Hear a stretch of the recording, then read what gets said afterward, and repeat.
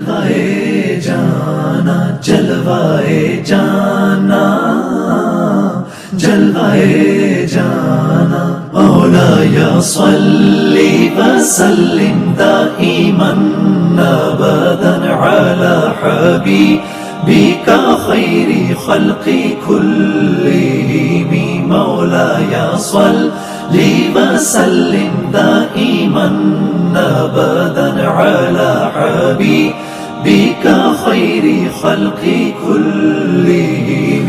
نہ کوئی آپ سا ہوگا نہ کوئی آپ جیسا تھا، کوئی یوسف سے پوچھے مصطفیٰ کا حسن کیسا تھا۔ ورحمۃ اللہ وبرکاتہ۔ میرا سوال یہ ہے کہ اسلامی نقطہ نظر سے ملک سے باہر جانا کیسا؟ بسم اللہ الرحمن الرحیم۔ سوال کیا ہے کہ اسلامی نقطہ نگاہ سے ملک سے باہر جانا کیسا ہے؟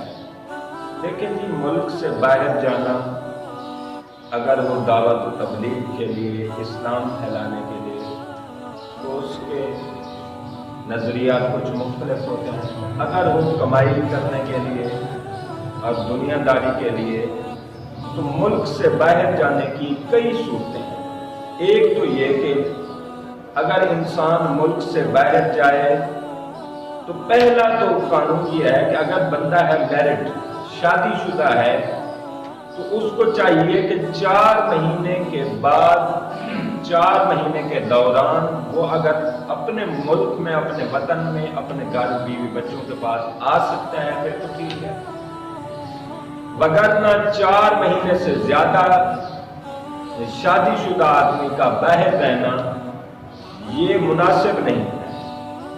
اور یہاں دیکھا گیا ہے کہ جو احباب جاتے ہیں شادی شدہ 4 سال کے ویزے پہ، 4 سال، 8 سال نہیں آتے، یہ اسلام میں جائز نہیں ہے۔ اور دیکھا گیا ہے کئی لوگوں کی وہاں زندگی گزر جاتی ہے اور بڑھاپے میں یہاں آ جاتے ہیں اور سمجھتے ہیں کہ شاید کوئی ہم کمائی کر رہے ہیں، اللہ نہ کرے کوئی ایسی بیماری لگ جائے جو آپ نے 25-30 سال میں کمایا ہے۔ اب اتنی میڈیسن مہنگی ہو چکی ہیں، 20-25 لاکھ کا ایک ہفتے میں میڈیسن کا خرچہ ہم نے خود دیکھا ہے۔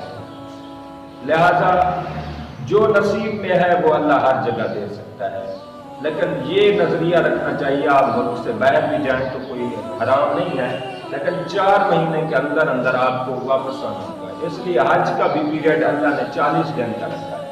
اور دوسرا یہ ہے کہ اگر جو اچھے طریقے سے جائے، جو قانونی راستے سے جائے وہ ٹھیک ہے، مثلا ویزا لے کے اور پاسپورٹ، جو ملکی قوانین ہوتے ہیں ان کی پاسداری کرتے ہیں۔ ہمارا اسلام ایسا محفوظ اور کامل اور بہترین دین ہے، اس میں بلی اور کتے کے بھی حقوق ہیں، لہذا کوئی ملک بھی ہے، ادروائز نان مسلم بھی ہیں، جیوز ہیں، عیسائی ہیں، جو بھی ہیں، ان کے ملک میں ان کے قوانین کے مطابق اگر کوئی نہیں جاتا تو حرام ہے ملک سے باہر جانا۔